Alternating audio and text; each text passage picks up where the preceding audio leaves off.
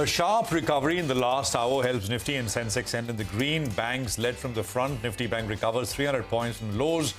FMCG stocks see buying. Ambuja Cement CFO Vinod Bahety says a merger of all cement businesses under one listed entity like Adani Cement would be the ideal way forward. But adds there are no immediate plans to merge ACC Ambuja. Adds that Ambuja will look at more acquisitions to fuel growth, but only if the price is right. That's an exclusive. PNB Housing Finance rallies 7% after nearly 5% of the company's equity changed hands in a block trade. Sources say the General Atlantic Singapore fund is the likely seller.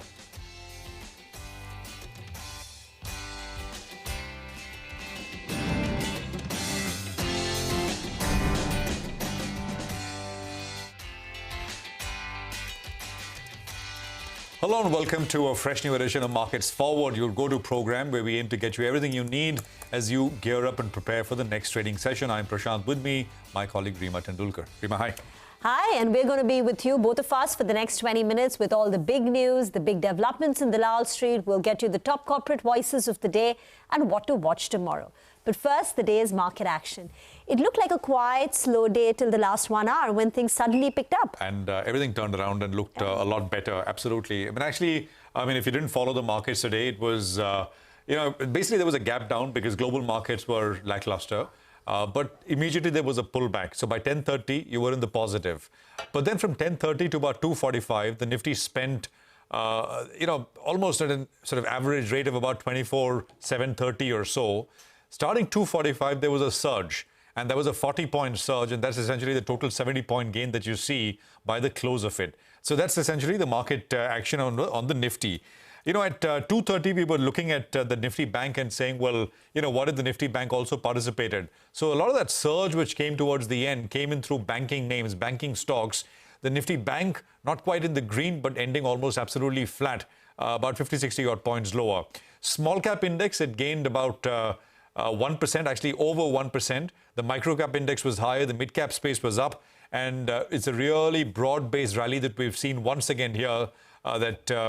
So many stocks really across sectors, cutting across sectors and all kinds of themes, buzzing with a lot of volume. And Hormuz will be highlighting some of that in terms of, the wrap, stock-specific wrap, which we will put out in just a bit. Reema. The mid-cap index also, as you pointed out, did well. We had a very strong advanced decline ratio at about 2 stocks gaining for 1 in the red. And in terms of individual sectors, which led from the front, Pharma was a big mover. Other than that, FMCG names, so ITC, HUL, IT didn't do too much, and banks dragged their feet. So that was the action in terms of the sectoral moves. We'll also tell you the individual stock movers and shakers of the day with Hormuz on the show.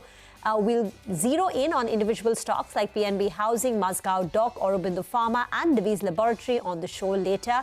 And finally, we'll tell you the key events to watch out for tomorrow.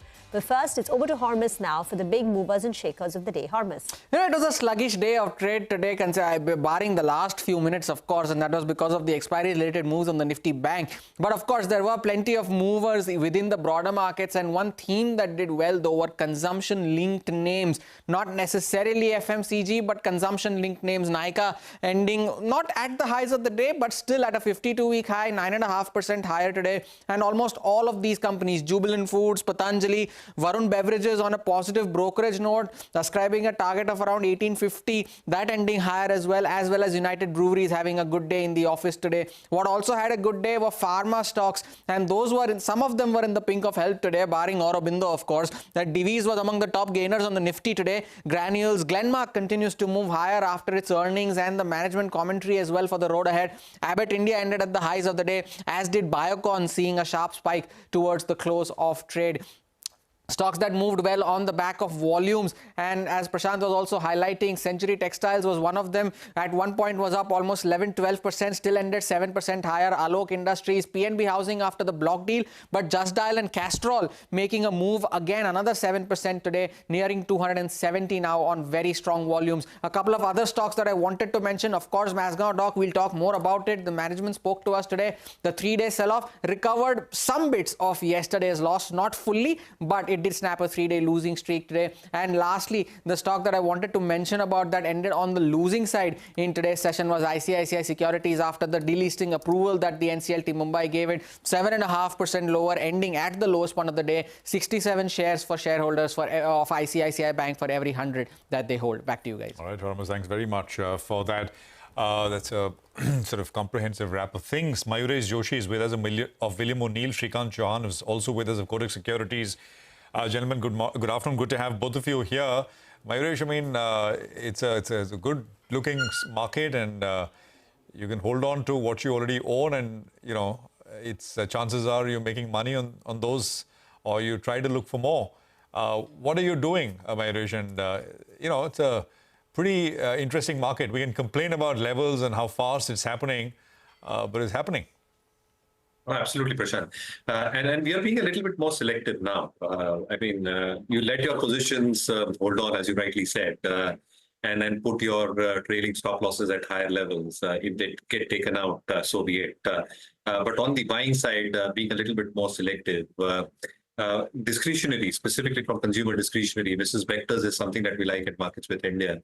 Our take is that the kind of expansion plans that this company has in place at this juncture and the expectations of reasonable volume growth, both from the HoReCa segment as well as the retail segment, specifically in the premium category that they are present in, should augur well. Margins should be relatively stable going forward as well.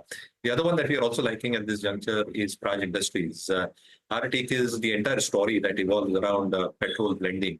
As it starts evolving even more to diesel blending, ATF, marine fuels, Praj has most ingredients in place. Along with that, their engineering division, both in terms of water management, their high purity segment as well, and the export markets that they cater to, with a very, very strong balance sheet and order book, augurs well for earnings. So very selective in terms of our EPS, RS shortlist that we do at Markets With. But yes, good market, as you rightly said, Prashant. Okay. Shrikant, very quickly, does the last hour surge open up more bullish opportunities for tomorrow? Yeah, I think Nifty is doing well, but today the best part that we saw in the end was Bank Nifty, which recovered very well from the lows, and 50,400, 300 was very good support for the Bank Nifty, and from there only we saw recovery. So I am of the view that from here onward for next few days, we are going to see outperformance from the Bank Nifty, and in that I think we can see the levels of 52,000 in the near term. So Bank Nifty is has made a final bottom somewhere close to 50,200 levels, and Nifty is I think heading for the next levels of 24,950 or maybe 25,000. So yes, there is upside, but we need to be more and more stock specific in this market. There is a lot to be about. The thing is, the breadth of the move is such that you can be specific about lots of stocks. You can choose to be specific about lots of stocks, right? Shrikant, any specific trades are straight out of the way before we ask you about specific names? Yeah, I think in this market, very selective stocks, they are doing well, but they are doing really well. And in that, if you are there, then you can make killing on intraday basis. In that, we like Bharat Electronics, which is currently around some 305, 306 levels. Today, we saw a buying interest in almost all the defense companies, but this one is was showing some strength in the second half. And based on its closing, I think it is heading for the levels of at least 335, 340 sort of levels in next few days. So Bharat Electronics is a buy at current levels. We also like Biocon. Today also, the stock did well it was around some 355, 356 levels. But based on its technical formation, I think the stock is heading for the levels of at least 380, 85 in next 1 or 2 days of time. So here also we have a buy view with a stop loss of close to 340 on the downside. Okay, all right. So we got a couple of stock ideas coming through. BEL, Biocon, Bector Foods earlier from Mayuresh. We'll talk about more names. Let's talk about some individual movers as well. PNB Housing rallied 7% after a large block deal which took place. Large investors, sort of a kind of a clean out trade as they call it. General Atlantic is the investor and is a likely seller. Abhishek is here with details. Abhishek, over to you. While sources do tell us that General Atlantic Singapore has sold stake in PNB Housing Finance. So the last trade was about 1.4 crore shares, which forms more than 5% of their equity base, has exchanged hands in block trade today. So floor price was set at 775 per share, which was at a discount of close to 4.5% to yesterday's closing price. However, the trade took place at 803 per share, which is 3.5% above the floor price. So as you mentioned, it's a clean out trade. The entire stake has been sold by General Atlantic, and what sources do tell us that there are good names in the buyers list, largely by domestic, and there are not much of slippages in this trade as well. So it's a clean out trade. The sole BRLM to this was IIFL Securities. Back to you. Thank you very much for that. The sector which was buzzing today and significantly higher was the pharma sector. US drug regulator has issued a warning letter to Aurobindo Pharma's Ambuja specialties unit. So that stock was down 1.5%. But Divi's laboratory lit up the charts with a near 4% gain after the US court stayed in FDA approval for a generic version of a Novartis' heart drug. Divi's benefits because it is a supplier, an API supplier to the patented Novartis drugs. Ekta joins in for both those two details. Ekta. Well, yes, I'll start with Aurobindo, which is in focus as CNBC TV18 has accessed the warning letter which was issued by the US drug regulator to Aurobindo's arm, Ambuja's Unit 3. Now, Ambuja Unit 3 was inspected from Jan 22nd to Feb 2nd earlier this year. It was issued 9 observations. Eventually, it was classified as an official action indicated status in May of 2024, which means that there is a heightened risk of regulatory action on this particular facility. The US FDA has said that they reviewed the company's response, which was given in Feb. Now, Elara has said that the warning letter points out significant data integrity issues apart from other issues in this particular warning letter by the US FDA. Timeline for remediation could be more than 18 months based on cases that they've seen in the past. New products will not be approved until all of the issues are sorted. And it is an important facility. It is estimated to contribute around 30% of Ambuja's total revenues and 5% of the total company revenue. Now, the import alert, however, according to Elara, seems unlikely at this stage. And the company is also dual filing products in order to mitigate risk. Besides Ambuja Unit 3, it is also being filed from the new Visakhapatnam plant that they have, and hence that is expected to mitigate risk. They have an accumulate with a target price of 1568. Now, Divi's Labs is in focus because there's a Bloomberg Law article indicating that the US FDA's approval of the generic version of Novartis' heart failure drug, Entresto, which is basically a blockbuster drug, has now been paused. Now, it's been paused because the US Court of Appeals has ordered that there has to be a pending resolution of an appeal which is filed by Novartis before things can move ahead. Why does Divi's benefit? Is because they are one of the suppliers of this particular drug to Novartis, and hence it becomes an important drug for them. We don't know the timeline in terms of approval for the generic version, but as of now, what we can say is that there is some amount of temporary relief. So a bunch of pharma names there in focus. Shrikant, you want to take a shot at any of them? How do they look? Divi's, Dr. Reddy's, Aurobindo? Yeah, I think so, like in this space, Divi's looks really a strong candidate to buy for because it is in the process of crossing its previous high. Currently, it is around 4,900 levels, but the way there is like volume expansion and price pattern, I am of the view that it is going to surpass its previous high. So it's a buy at current levels. We can keep stop loss somewhere close to 4,700 levels. But if there is a positional view, then I think it is going to surpass its previous high, and maybe we could see the levels of 5,800 or 5,900. We also like Lupin Laboratories. There also we are bullish, and the stock is like very close to its all-time highest levels. And crossing these levels after a period of 10, 12 years, it's clearly indicates that the stock is having a lot of strength.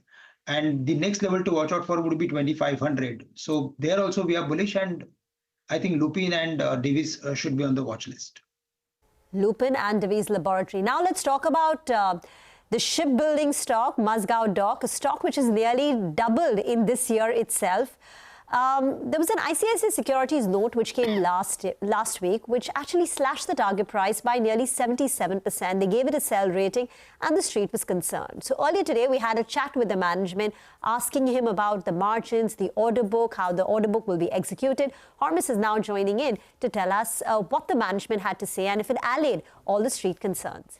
It did to a certain extent, because the stock did recover some of the losses that it had over the last 3 trading sessions. There were lots of questions around the management over the company, its outlook, the order book, and the management answered most of them. He mentioned, the CMD, in a conversation with us earlier this morning, that the current order book is around 4,000 crores and they are 40,000 crores actually, and they are expecting substantial orders to come in the next few years. And he spoke of that submarine order in particular, where they are expecting orders worth around 27,000 crore worth of 3 submarines in the near term, and that may happen as soon as this financial year itself. But on the margin front, which was the big concern, that they reported margins of 27% this quarter. The management said that these levels of margins will not be able to be sustained, and they will taper off. And there is something that ICICI Securities also highlighted in its note, that they will taper off as the new contracts get executed. And the management said that for FY25, a healthy margin range should be around 10 to 12%.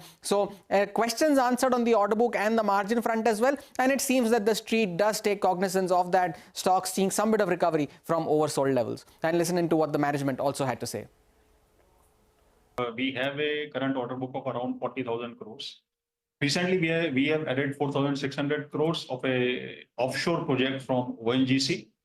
Last year also, we received fresh orders worth approximately 7,000 crores. So if you look at the number of vessels which we are executing today, we have orders for around 30 ships which are to be delivered over next couple of years. There is an order for P75I submarines with AIP fitted, where MDL is participating along with TKMS Germany. As per the reports available with us, the field evaluation trials of Mazagon Dock Shipbuilders and TKMS have been found to be successful. And this project also would be progressing at a desired pace. So maybe next year we can expect positive developments on this account. We are a cash surplus company. There are no working capital concerns, and there are no liabilities in the form of debts or any loans. So with respect to the investments also, there is a sizable accrual in the form of interest income. And as far as the projects are concerned, projects may reasonable margin would be something around 10 to 12%. And taking the repair verticals, the offshore projects, which we have now started in a significant manner, without assigning any numbers, I would say that anything about 10%, 12% would be a reasonably healthy margin. You know, one of the interesting things which I think there was a bit of uncertainty, and it still is, because that big 43,000 crore order which has to be decided, all of it will go to one person. I mean, there are 2 bidders in the fray.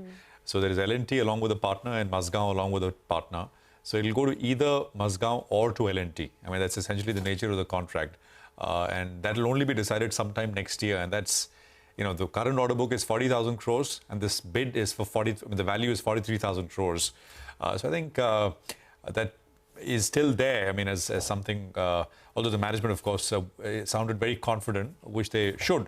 But Mayuresh, any thoughts on Mazagon or any of these other defense names from here? So Prashant, I think the structural story continues, no two ways about it. All the managements are sounding sanguine in terms of their order books. They're executing well so far. The margins at which these orders are coming will normalize going forward as well. But because of their execution track record so far, I think that has given the street a lot of confidence in terms of earnings being able to sustain. However, I think our take in terms of the RS rating, which has deteriorated significantly, specifically for a player like Mazagon, the concern lies on 2 counts. One, the order book itself and the execution thereof. You probably need to increase your capacities quite significantly, either through a greenfield or a brownfield mode. If you have to compound your earnings in a significant fashion to probably justify your valuations, and valuations from a 2-year forward rolling perspective. And the second perspective, Prashant, is that if any quarter or two, the execution parameters get missed, I think there can be a huge impact in terms of annualized numbers that come through in terms of the earnings per share. And therefore, I think our take is we are advising investors at our global level as well to probably look out and have some profits taken off from some of these shipments. Gentlemen, thank you very much for joining us on the show. We need to get into a short break. We'll come back with the top corporate voices of the day and the events to watch for tomorrow.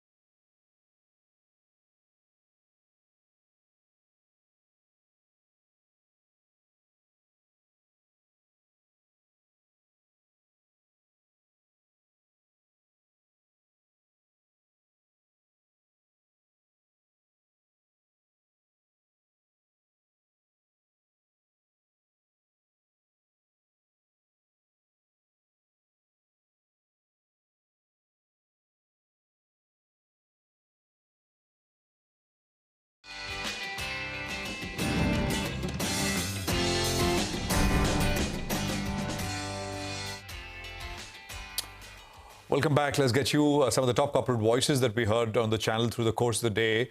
And we'll start with Raymond. The management was on and they said that their lifestyle business would be listed in the next 2 to 3 weeks. They added that the first quarter is usually a weak one. The company is expecting good demand over the wedding season, which is over the next couple of months. The management remains optimistic that clients would make a shift from Bangladesh to India for textiles due to the ongoing crisis there. Meanwhile, the management of Akzo Nobel said they've seen better demand in Q2 versus Q1 so far. The firm also expects double-digit volume growth and mid to high single-digit revenue growth this year. They added that they're gaining market share over the last few quarters and they're targeting to cross 25,000 outlets from the current levels of 22,000 stores. Okay, well, some commentary coming in from companies that we had today. Well, let's now go across to Mangalam, who's standing by with a quick run-through of the events to watch out for as we return tomorrow. Mangalam, over to you. Well, tomorrow's the Thursday, so the first thing we watch out for every Thursday is the Nifty weekly options expiry. Then we have the US Fed July meeting minutes due tonight as well, so the market will be reacting to that tomorrow. Powermech, the board meets to mull bonus issue of shares, so we'll keep an eye out on that stock as well. From the Nifty pack, there are a couple of important annual general meetings, the likes of Hindalco and Eicher Motors.